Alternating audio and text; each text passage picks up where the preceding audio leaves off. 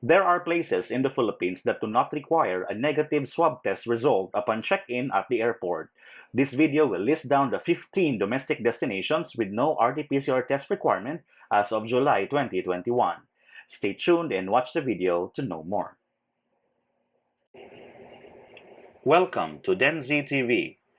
Please subscribe and hit the notification bell so you receive updates as they are posted. Before we proceed to our list, please take note that these requirements are only true at the time of the posting of this video. Requirements may change without prior notice, so please check the video description for updates to this list. First on our list is Cebu Province. So for Cebu Province, there is no RT-PCR test requirement for all inbound passengers except for ROFs and OFWs, or returning overseas Filipinos and overseas Filipino workers, who need to show a negative RT-PCR test result and a quarantine certification from the Bureau of Quarantine.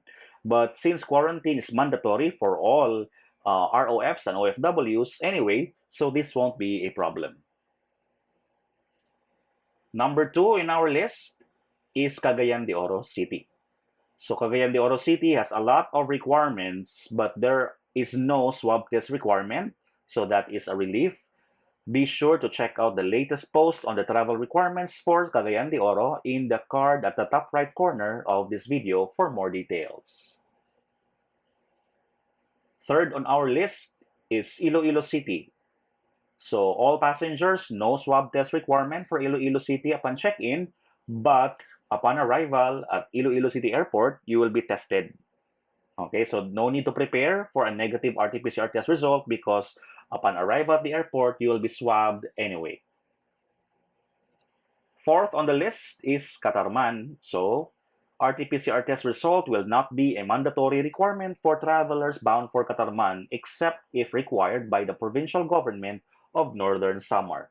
So it's not mandatory, so all passengers no need to present a negative swab test result upon check-in. Fifth on the list is Lapu-Lapu City. So no swab test requirement for all inbound passengers. Number 6, Mandawi City. The same with Lapu-Lapu City. No swab test requirement for all passengers. 7th on our list is Clark City. All inbound passengers also get to enjoy not worrying about swab test result when traveling to Clark, Pampanga. Number 8 is Pagadian City. So for Pagadian City, none appears. So LSIs, ROFs will need to undergo swab testing upon arrival. But good news, there's no need to provide a negative RT-PCR test result upon check-in because upon arrival, you will be tested anyway. Number 9 is Camiguin. So for locally stranded individuals or LSIs, you just have to show your identification card. No swab test requirement. Number 10 on our list is Basco, Batanes. And the same with Camiguin. Locally stranded individuals or LSIs just need to show identification. 11th on our list is probably the most visited destination in the Philippines, Manila. Good news, all passengers no need to show a negative RT-PCR test result. Number 12 is Butuan City. And all passengers not coming from NCR Plus, no need to show an RT-PCR test result. But if you are coming from NCR Plus, you need to show or provide this particular requirement. 13th on our list is San Jose, Mindoro. And the same thing, all passengers no need to show or provide a negative RT-PCR test result upon check-in.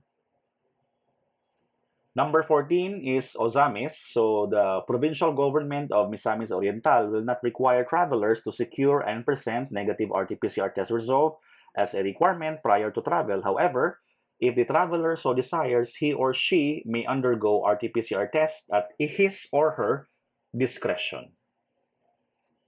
And the last but not the least is Kawayan, simply because they explicitly wrote this on the portal that they will accept fully vaccinated travelers and there is no need for a swab test requirement. just show your vaccination card. So be sure that you are fully vaccinated, meaning it's already 2 weeks, at least 2 weeks after your second dose of the vaccine. So that's the only time you will be considered a fully vaccinated individual.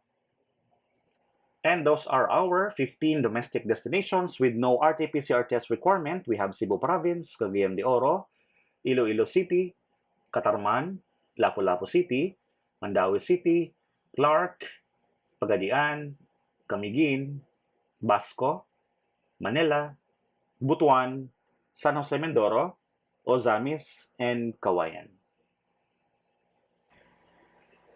Thank you so much for watching. If you find the content of this channel valuable, remember to subscribe. Feel free to check out the other videos as well.